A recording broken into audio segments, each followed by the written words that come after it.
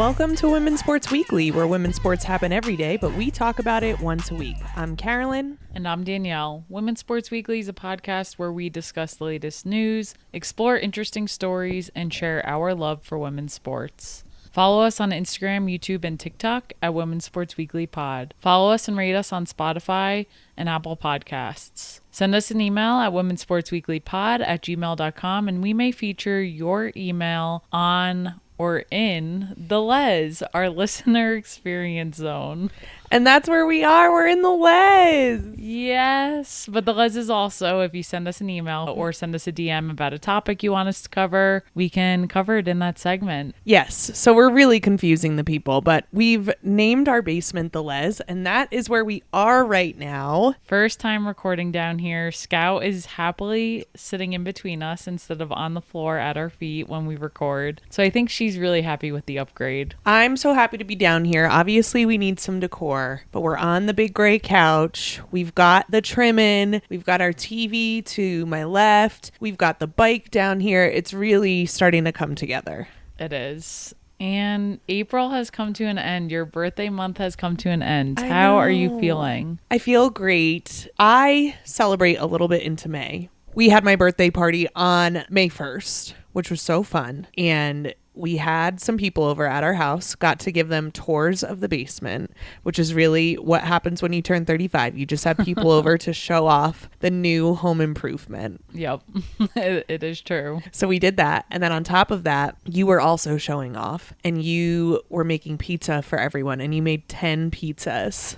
I did, on the new uni oven that we got. And you made your own dough. You made all the ingredients. The dough was so good. It passed my test. So when I hold up a piece of pizza, I want it to not be droopy. Just the tip can be a little bit droopy, and that is okay. But otherwise, I want it nice and firm at the bottom. Literally, I'm just striving to make the best New York style pizza for you. And you did it. It was so good. We had some friends over for my birthday. You were making pizzas. You made plain cheese pizza. Delicious. You made pepperoni pizza, delicious. And then you made buffalo chicken pizza, which is a personal fave and so New Jersey, and some people had not tried it before, and it was so good. Yeah. And then for our non-meat eaters, they were like, that buffalo chicken looks really good. Can you make one without the chicken? And I did, except it took me a day later to realize I never put buffalo on it. So it was really just a ranch and blue cheese pizza. And they were like, it's awesome. Yeah, what's wrong with a ranch and blue cheese pizza? I mean, I had a slice and it was delicious. But I was like, I think our friend Brittany was like, oh, your dill pizza is so good. I was like, no, it's a buffalo chicken without the chicken. And then a day later, I was like, I never put buffalo on that, did I? So Brittany was probably like, whatever. But it was fun. I've never made 10 pizzas before. I was like, wow, maybe I should open a shop, but I never would because it is a lot of hard work. It's so much hard work. And when you host people, it's difficult to do, especially if you're cooking at the same time, because there's just a lot to manage. But it was so much fun. I'm so grateful for friends who came out and came to our house. And it was just a really nice way to welcome in 35. Yeah, it was nice. And we've been wanting to have people over. We want to host more. Part of the reason we redid the Les. And that was like our first big party. So it was fun. And what better way than to celebrate your birthday? I was making funfetti cake and the pizza dough, prepping it before people came. And I was like, I don't know if I'm prepping a party for a 35-year-old or a 5-year-old. But it's what I wanted. And I just need to give you a ton of props because you do such a good job of making birthdays special. And you made my birthday so special. And made sure that I was just so well taken care of, and it's really, really sweet. Thank you. Of course. I love you, and happy I love birthday you too. again. Yes, but I just really appreciate it for someone to take the time to make 10 dough balls and make sure they had all the ingredients and then pretty much work the entire party making pizza. I don't take that for granted, so thank you. Thank you. I like to do it, and our friends made an effort to come up to me throughout the night as I was cooking. So, and I was out with everyone, so it's not like I missed much. So it was great. It was a lot of fun. It was great. And then as a thank you, this past weekend on Sunday, I ran with you. You did. If you're new to the pod, we haven't talked too much about running lately, but I, Danielle, like to run. Carolyn, not so much. In the past, we did run a marathon together. We always say we wish we were recording the pod back then because the content would have been A++. It's the only reason why I might run a marathon again, for content for this podcast. Truly. But you are doing Colfax Relay in a few weeks, and I'm doing the Colfax Half. So in Denver. So we've both been running, and I had a long run over the weekend, and you have also been running more with me to get ready for the relay. Yes. And it's been really fun. I have a long leg of the relay. I have the 6 mile leg, which is one of the longer ones. So I wanted to make sure that I could actually do it because I haven't ran that far since training for a marathon. Yeah. So I ran my 12. You did the first 6 with me. It was awesome. I just really appreciate the company. So thanks. Yes. And the entire run, I listened to the entire Lemonade album by Beyonce, which is hitting 10 years this year. This is my 10 PS. years? I know.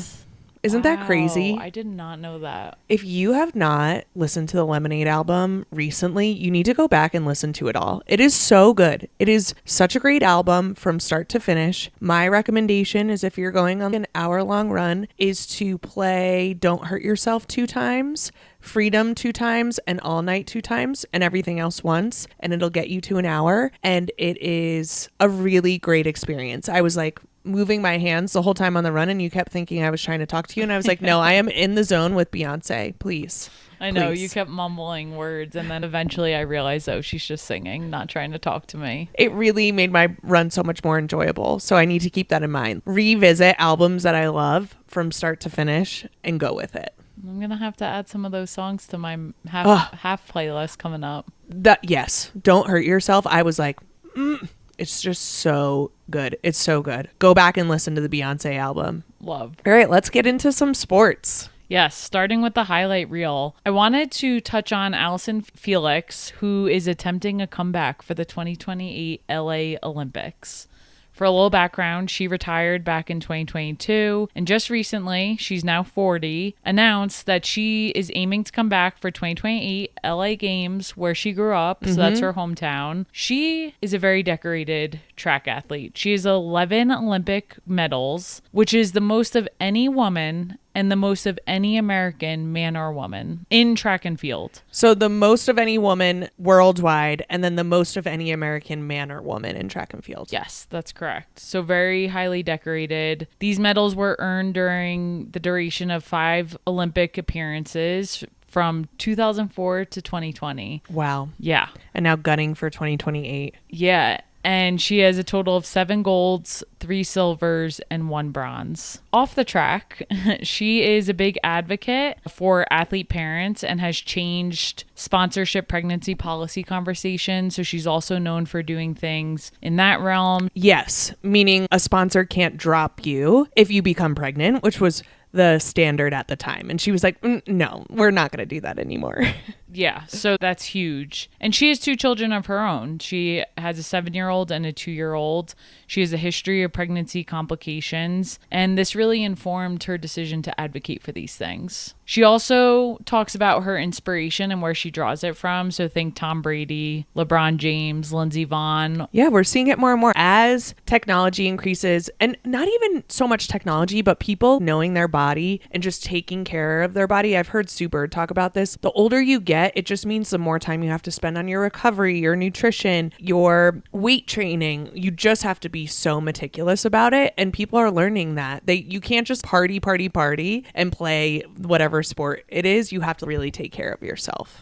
Yeah, for sure. Also, another interesting piece I was thinking of. So she's been retired for 4 years now. It's 2026. She retired in 2022. So many athletes I listen to talk on podcasts who are retired, Sue Bird being one of them. They always talk about even Candace Parker. I've heard Elena Deladon talk about it. When people ask, do you miss it? I was just listening to Sue Bird over the weekend, and she was saying she misses it when she puts on championship games, and that part she misses. But when she thinks about the working out and everything you need to do to get that to that point, she's like, absolutely not. So for Allyson Felix to be retired, know that life, know the NARP life, and be like, no, I'm coming back, I cannot imagine mentally how you do that. It's going to be very intense. Very intense. But the plus side is the Olympics are going to be in her hometown. It's not going to require some crazy preparation or a not knowing of altitude or something like that. She knows where she's headed. Yeah. That's a good point. But with the training, she plans to start a full training cycle in October. And then her target to return to actual competition is 2027. So the year prior. So about a year of training and then dive into competition. She's not planning to do a full global circuit. So she's going to be selective in what competitions she competes in. And then likely to peak for the US trials /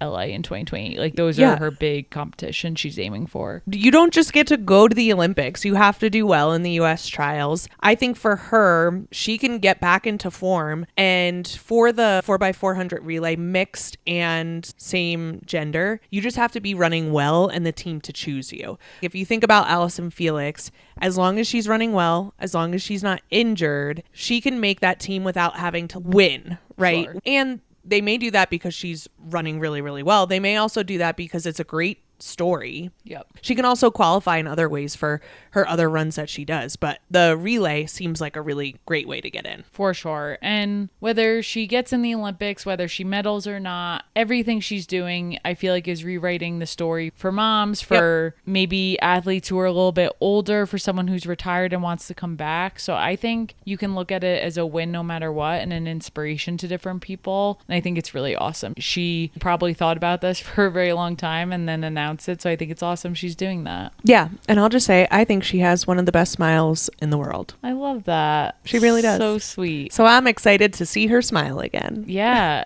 So if you want to follow along, you can follow for updates on Allyson Felix's website. It's moreinus.com. Cool. I'm looking at it right now. Looks cool. Yeah. All right, so moving over to the PWHL. As a reminder, we are talking about the semifinals in the PWHL. These are both best of 5 series. I'm so comfortable on this couch. I'm like, I think I could just fall asleep. Scout's big, falling comfy asleep. couch. It is the big comfy couch. I'm just so happy we're down here. Okay, so let's talk about Minnesota versus Montreal. As a reminder, Montreal chose Minnesota in this. They are the number 1 seed. They chose Minnesota. We're only going to talk about game 1 in this series, which Montreal lost to Minnesota 5-4 in overtime. Minnesota went up 2-0 in the first period with goals from Katie Knoll and Kendall Coyne-Schofield, but Montreal responded in the second period with goals from Cheyenne Darkangelo and Laura Stacey. Laura Stacey for Montreal, who is married to Marie-Philippe Poulin, who plays on the same team. But we're talking about Laura Stacey. She had the PWHL's first ever postseason hat trick, tying the game 3 different times, once in the second period and twice in the third, with both third period goals coming on the power play. Wow. Hats off to her, if I must say. Hats off for the hat trick, and they still lost. Because every time she scored, Minnesota answered. So Grace Zumwinkle and Sydney Morin each scored less than 1 minute after Laura Stacey's first 2 equalizers. Reminds me of the Denver Summit this weekend, losing to Boston. But continue. I'm still It wasn't a little within salty 1 about minute. That. Felt like that. Someone had to give the Boston Legacy their first win, and we decided that it was going to be the Sorry. Denver Summit. Off track. Keep going. I'm just still salty. We're not even talking about this game in this episode. We've lost it. We are in the les, and we've lost it completely. There's no rules down here. There are no rules.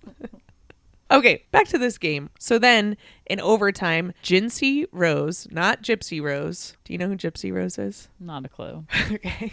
This is really going off the rails. So Gypsy Rose's mom had this condition where you make up things about your kid and you pretend they're sick. It's a condition? Yeah, what's it called? Her mom had the condition of Munchausen, so she faked that her daughter was terminally ill and then gave her all of this unnecessary medical treatment, like feeding tubes craziness. Yikes. But then Gypsy Rose killed her mom with her boyfriend to get out of it. Yeah, it's a crazy story. Oh my God, why are we talking about this? Okay, because of Jinsey Rose, not to be confused, because Jinsey Rose was Minnesota's overtime hero with her first ever goal for the Frost, coming 4 minutes and 30 seconds into the extra time. I wonder how many times she gets confused. That's not a good confusion. It's not.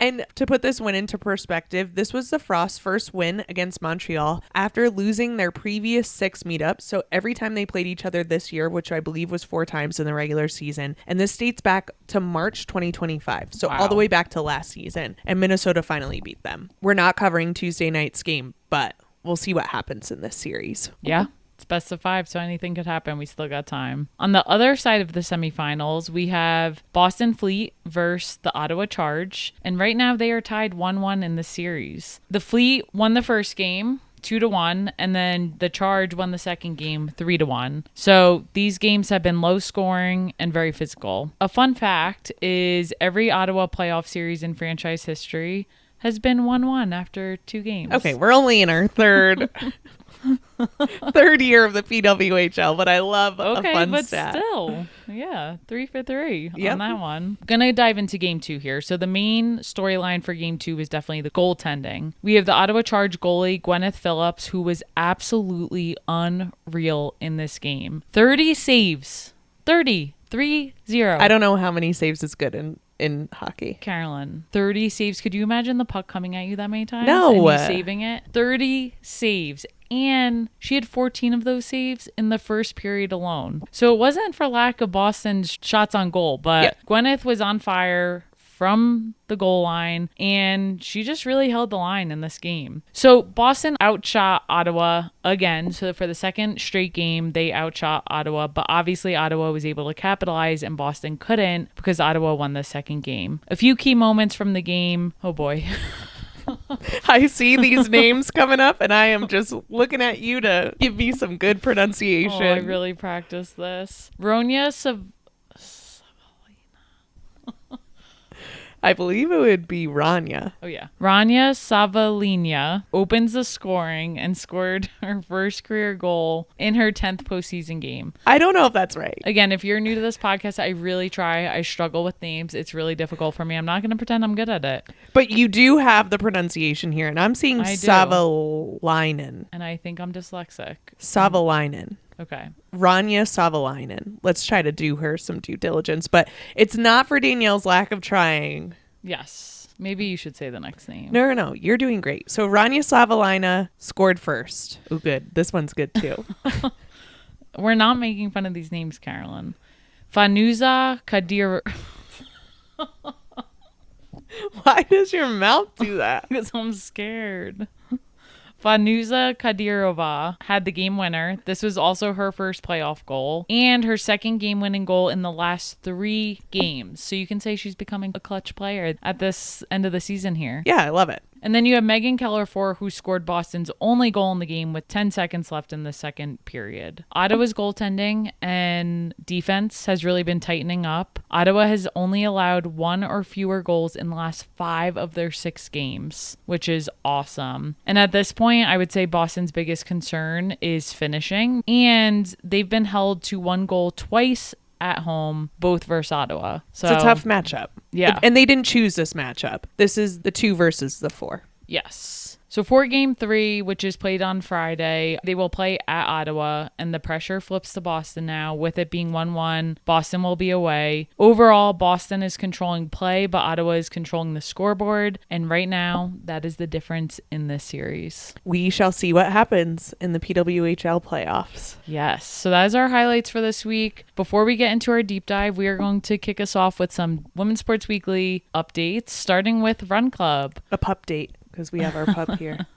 We have Run Club this Thursday and every Thursday at 6 p.m. Mountain Time here in Denver at the 99er Sports Bar. If you listen to this podcast each week, we share a secret word. If you share the secret word with the bartenders, you can get 50% off your first draft. The secret word this week is Golden Tempo. Why is it Golden Tempo? You'll find out soon. Don't you worry. You're so annoying. Okay, we need to ask you to please rate and subscribe to our podcast. We love to put this podcast together. We want to continue to do it. We've created a whole basement to do it in. We create, produce, and edit the podcast ourselves. So if you want to support us, rate, subscribe, give us a positive review, and share this podcast with people you love. Thank you to everyone who has rated the podcast so far. If you send us a screenshot of your 5-star rating, we will send you a Women's Sports Weekly sticker for free in the mail. Let's get into our deep dive, which is the Kentucky Derby. Who would have thought we would be talking about this? I surely did not think so. Well, obviously, because you don't know what Golden Tempo means. My family was like, are you going to watch the Kentucky Derby? I was like, didn't even know that was happening today. That was on Saturday. And I was like, oh, that's why I saw people walking around in groups and they were dressed up and I didn't really realize it. And then you and I went for a walk and we saw more people, more parties. And then after the Kentucky Derby, my family and your mom texted us saying we have to talk about it. Yep. And this is why we're diving in. The Kentucky Derby is now a women's sport. Woo! Go women.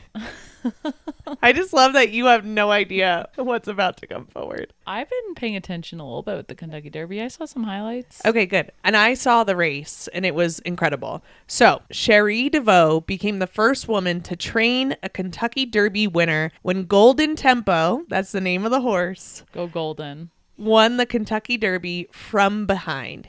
He is a 3-year-old horse ridden by jockey Jose Ortiz. We'll forgive the horse for being a male. Yeah. Because the women and the jockey was the trainer. Yes. We'll forgive them. I know what a jockey does. I know what the horse does. I don't know what the trainer necessarily does. So can you explain? I had to look this up, but yes, I can explain. So the trainer is in charge of the horse's care, which includes stabling, feeding them, vet care, and strategy. So deciding when and how to work out and hiring a jockey. They pick when and where and what surface and what distance the horse works out on and how much distance the horse races. So they're the strategy behind the whole thing. And so Cherie DeVaux is the first trainer to train a Kentucky Derby winner. So is it her horse? She does not own the horse. Really rich people own the horse. And then they hire the trainer. Yes. And then the trainer picks the jockey. It sounds like it. Interesting. Yeah, it's a very interesting sport. This is a very rich person sport. Hence why I don't watch. Hence why we're not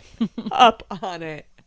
But it is very cool. So the odds of Golden Tempo winning were 23-1. Wait, against Golden Tempo? Against Golden Tempo. Why were the odds against him? I don't know. I guess there were other horses that Wow. were better looking. I have no idea.